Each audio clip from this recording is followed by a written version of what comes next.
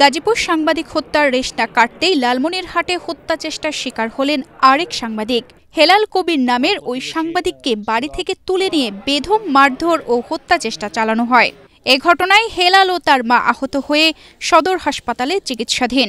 ৯ August শনিবার রাতে লালমনিরহাট সদর উপজেলার মহেন্দ্রনগর ইউনিয়নে ঠোঁটগাছ এলাকায় এ ঘটনা ঘটে। স্থানীয় সাপ্তাহিক আলোর মনি পত্রিকার নির্বাহী সম্পাদক ও কবি হেলাল কবিরকে পূর্ব শত্রুতার জেরে ১০ থেকে ১২ জন দেশীয় অস্ত্রশস্ত্র নিয়ে হামলা চালায়। পদ্মা সেতু, মেট্রো রেল এবং এলিভেটেড এক্সপ্রেসওয়ে নির্মাণের গর্বিত অংশীদার বসুন্ধরা সিমেন্ট। এ সময় তার মা শামসুন নাহার বেগম ছেলেকে বাঁচাতে এগিয়ে এলে হামলাকারীরা তাকেও মারধর ও শ্লীলতাহানি করে।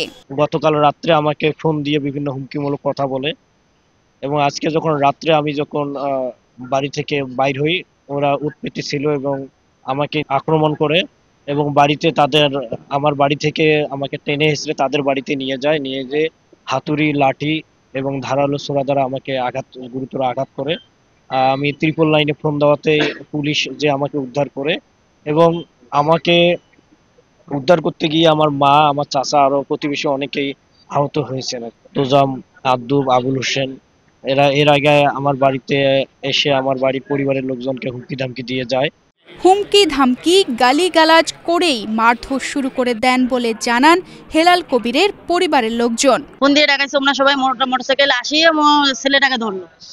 ধরেই মনে করেন গলা চিপি মানে এমন করে ধরছে মানে বাচ্চাটাকে বাঁচানো যায় না, নাক দিয়ে মুখ দিয়ে রক্ত বেরিয়েছে। 5 মিনিট থাকলে আমাকে মেরে ফেলে। মেরে ফেলানোর জন্যই এই পরিকল্পনাটা করছে। যাওয়ার সাথে মহিলাটির তো আছে কথা, যাওয়ার সাথে আমার ছেলেকে সেইভাবে আমরা ভাইয়ে ধরিয়ে ছেঁচড়ি নিয়ে যায় মারধর। এই মানে 2-1 কথা নিয়ে তারা কালকে অনেক আমাদেরকে অপমান করছে। কেন আমরা কিসের জন্য আমরা ভিডিও কল দেবো? মা ও ছেলের মাথা ও শরীরের বিভিন্ন স্থানে আঘাত রয়েছে। আপাতত তারা স্থিতিশীল, কিন্তু পর্যবেক্ষণে রাখা হয়েছে বলে জানায় মেডিকেল অফিসার। ওনার কয়েক জায়গায় রক্ত জমে গেছে, ঘাড়ের আশেপাশে, কাঁধের আশেপাশে কয়েক জায়গায় রক্ত জমে গেছে। খুব গুরুতর কিছু না, ভোতা কোনো অস্ত্রের আঘাতে বা এ ধরনের কিছুর আঘাতে এই সমস্যাটা হয়েছে। গলায় কোনো ক্ষত চিহ্ন পাওয়া যায়, শুধুমাত্র 2 কাঁধের পিছনে রক্ত জমাট বাঁধা পাওয়া গেছে। এ ঘটনায় খবর পেয়ে পুলিশ ঘটনাস্থলে পৌঁছায়। হেলাল কবির মামলা দিলে আইনগত ব্যবস্থা নেওয়া হবে বলে জানিয়েছেন সদর থানার ওসি। ওনার প্রতিবেশী ওনাকে মারপিট করেছে।